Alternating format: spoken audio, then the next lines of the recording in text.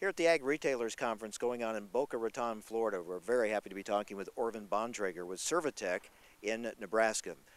Orvin, in many years as a crop consultant, how do you look at the sustainability issue? That's a big focus here at the ARA conference, and really an emphasis for agriculture moving forward and feeding a growing world population, but doing it in a sustainable way. Well, since they asked me to be on this here 9-10 months ago, I've been thinking about that quite a bit over the summer. And you know, really the 30-some years I've been as a crop consultant, and many other crop consultants that are doing what I've been doing, I feel like over that time we have been doing practices that are sustainable. First off, I think sustainability has to be profitable. If you're doing a practice that is not profitable, you won't be able to do it very long. So we've been making recommendations independent of sales to our growers and farmer clients with products and practices that we think will make them some money. And yet our concerns are like theirs to maintain soil conservation and natural resource preservation for the long haul, because they have sons and daughters that are taking over farms, and they're looking to the future of maintaining a good resource base too. Certainly, we've seen a lot of improvements in this area in our agricultural practices, but consumer and government demands seem to be calling for even more. What do you see as the next step for agriculture? Well, like they mentioned this morning at a few sessions, there may be more documentation, more verification of what we're doing. And here again, as consultants and as the ag retailers can do too, we can verify the products that we're using for the growers, or recommending for the growers, the various traits that are in the crops that are being grown.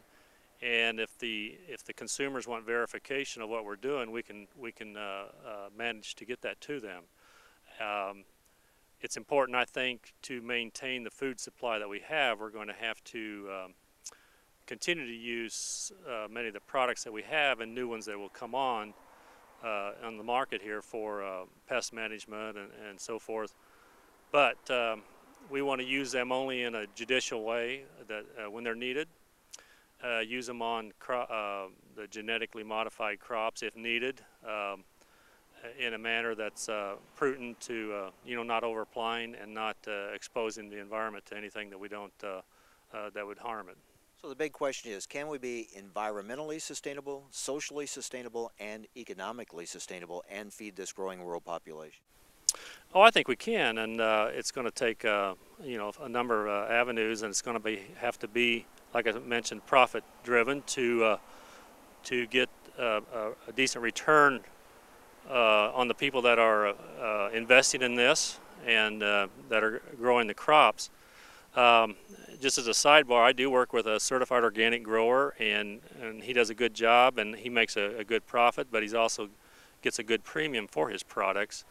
And if the consumers want more of that, we can certainly produce that, but it's going to have to be realized they will have to pay more for that too. With the most of the consumers, I think if we grow a crop that is grown in a manner where we don't overdo the pesticides, fertilizers, water issues are becoming more of an issue too. I think they can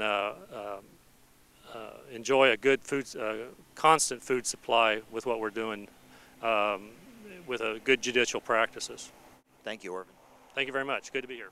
Orvin Bontrager with Servi in Nebraska, joining us here at the ARA conference in Boca Raton, Florida. I'm Mike Adams.